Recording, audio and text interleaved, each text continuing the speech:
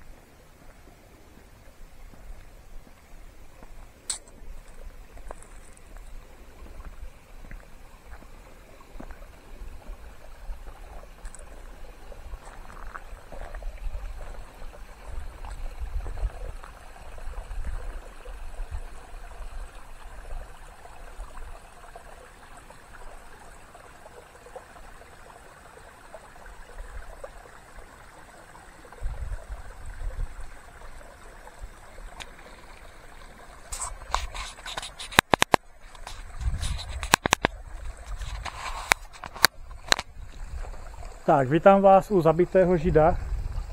Proč u zabitého Žida? Protože okolo roku 1850 tady zbojníci, kteří tento kraj ovládali, zabili Žida, který šel ze slovenské strany, tehdy z Uher, na Moravu.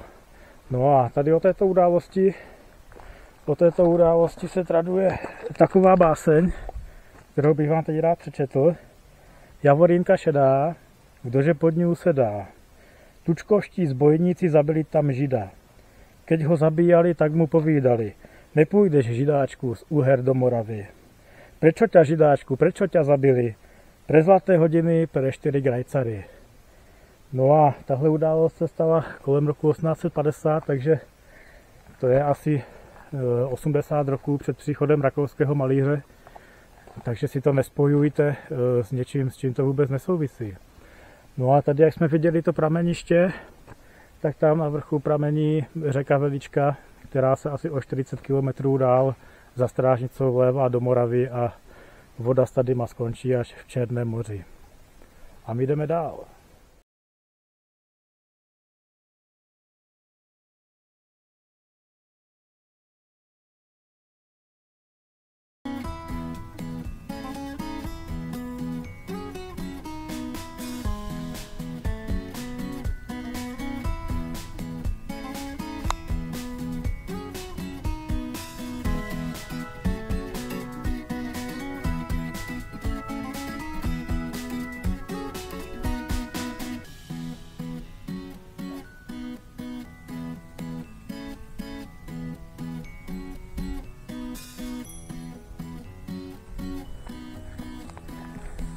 Tak, vítejte na Velké Javoříně v nadmořské výšce 970 metrů nad mořem. Jak už jsem kdysi říkal v některém videu zpátky, je to nejvyšší hora okresu Uherské Hradiště, nejvyšší hora asi Dolnomoravského úvalu, bych řekl. Prostě nejvyšší kopec široko daleko v Bílých Karpatech. No a o této hoře se traduje, prostě tohle místo okupovali dřív zbojníci, jak jsem říkal, důle u zabitého Žida. Ale proč jsme tady? Jezdím sem pravidelně, už možná i 15 roků, vždycky takto v létě na přelomu léta na Perseidy. No je to hora Československého bratrství, kde se každoročně, myslím, poslední víkend v červenci koná setkání Čechů nebo Moravanů a Slováků, různé koncerty a politici se sem jezdí předvádět a tak podobně. No, co se bude teď dít? Najdeme si místo, kde postavíme tábor, ale to ještě nevadí. No, to ještě je čas, protože je teprve 5:30. Ujeli jsem sem necelých 40 km nebo celých 40 km, převýšení asi 700 výškových metrů. Důle na vápenkách ve stánku se zmrzlinou a s kofolou a další věci nám tam dobrá paní řekla, že tento týden tady byl viděný medvěd v této lokalitě, takže budeme doufat, že nás v noci nedojde navštívit. A paní pozdravujem, děkujem za výborné občerstvení a že nám dopustila vodu. No a kdyby došel medvěd, tak se před ním za psů dostanu a budu dělat, že nejsou doma. No. Co jiného taky zbývá, že? No to byl samozřejmě vtip. Dál bych chtěl tady z Velké Javořiny pozdravit ségru Ivanu, čau, a její malé kluky, synovce. A co, kluci, posloucháte mamku? Poslouchejte. Tak, to jsem vyřídil a to je asi všecko, co jsem chtěl tady o tom místě říct. Ne, není, teď bych vás mystifikoval, protože ještě mám úryvek ze staré knihy, který byl napsán v roce 1911. Napsal ho nějaký spisovatel Jiří Mahen v knize, která se jmenuje Mezi nebem a zemí. A tento úryvek článku se jmenuje Velká Javořina, hora, která spojuje. Bylo to napsané v roce 1911. No a takže teďka je 2025, tak to máte 114 roků starý text. Takže jestli nemáte rádi kvákání, tak teďka to video si si tak minutu nebo dvě můžete přetočit. A já tady přečtu ten úryvek. Velká Javořina, hora, která spojuje. Již od východu slunce ležím na holém temeni hor a nehnu se do slunce západu. Pode mnou šumějí lesy, dálky kmitají září sluneční. A všade je to tak pěkně vidět, celou řádku knihy přírody. Půl Moravy a 8 Uher ukazují mi svoji líc.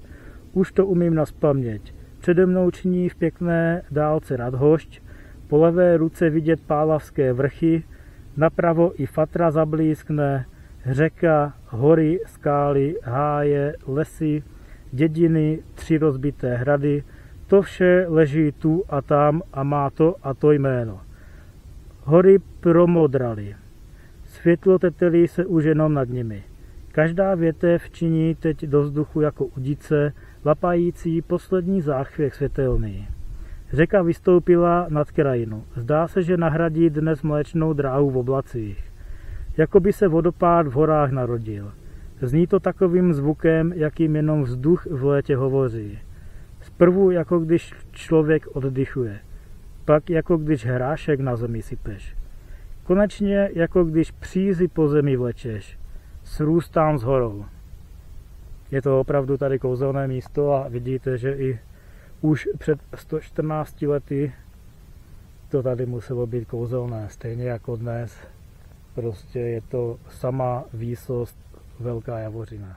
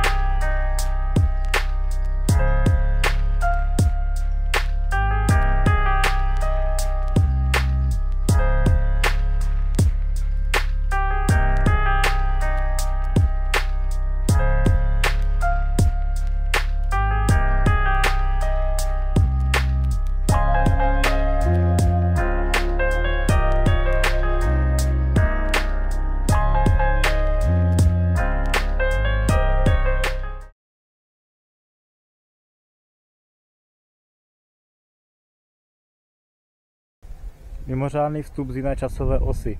Jak vidíte, chybička se vloudila. Tohle jsem natočil omylem na zrychlený režim bez zvuku, takže jste to slyšeli, že jste nic neslyšeli. Takže jsem tam říkal, že vám přeju dobré ráno z Velké Javořiny a to už teď není, protože už je večer a už jsou zase úplně někde jinde. No, každopádně dneska z Javořiny dom jsme to vzali přes Slovácko, nikoliv přes Horňácko, jak cestou tam. A takže dneska to bylo delší, dneska z toho bylo nějakých 55 km, ale převážně z kopca, takže to byla parádička. No a teď už vás nechám, abyste se podívali i na tu zpáteční cestu. Já vám děkuju, že se pořád díváte. Zmáčkněte tam odběr, když se vám to líbí, jakože se vám to líbí, to je jasné. Můžete tam napsat já, jako vždycky. Hodíme si grafiku, ano. No a já se s váma loučím a v klidu se dodívejte. Tak zase někdy.